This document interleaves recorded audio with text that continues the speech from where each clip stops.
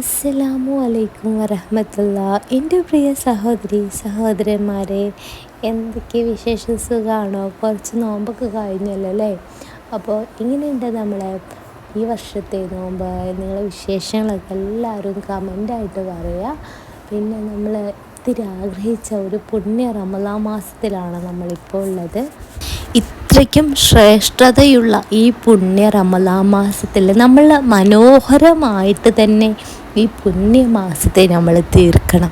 നമ്മൾ കുറേ ദിക്റുകളും കുറേ പ്രാർത്ഥനയും കുറേ നമസ്കാരങ്ങളും പിന്നെ അതുപോലെ കുറേ ഖുർആൻ പാരായണമൊക്കെ ചെയ്തിട്ട് നമ്മൾ പടച്ച റബ്ബിനെ കണ്ട് ഇഷ്ടപ്പെട്ടിട്ട് നമ്മൾ കുറേ കാര്യങ്ങൾ നമ്മൾ ചെയ്യണം. അപ്പോൾ നമുക്ക് ഈ ലോകത്ത് നിന്നല്ല പരലോകത്ത് നിന്ന് നമുക്ക് ധാരാളം പ്രതിഫലം കിട്ടും.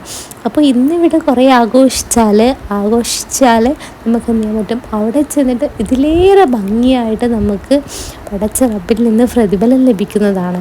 അതുകൊണ്ട് പടച്ച റബ്ബിനെ ഇഷ്ടപ്പെട്ട് വളരെ ആഘോഷമാക്കണം നമ്മൾ ഈ പുണ്യ റമളാന്.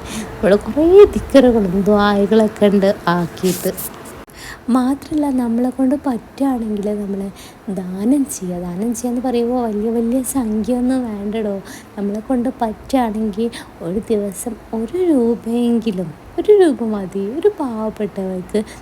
അല്ലെങ്കിൽ നമ്മളെ പള്ളിയിലെ ബോക്സൊക്കെ ഉണ്ടാവുമല്ലോ, നമ്മളെ നാട്ടിലുള്ള പള്ളി ബോക്സ്, അതിലേക്കൊക്കെ 1 രൂപയ്ക്ക് സദക്ക ഇടുക. എന്തായാലും പഠിച്ചിട്ടപ്പോൾ നമ്മൾ ചെയ്യുന്നതൊന്നും കാണാതെ പോകുന്നില്ല. അപ്പോൾ ആഘോഷമാക്കുക ഈ റമളാന്.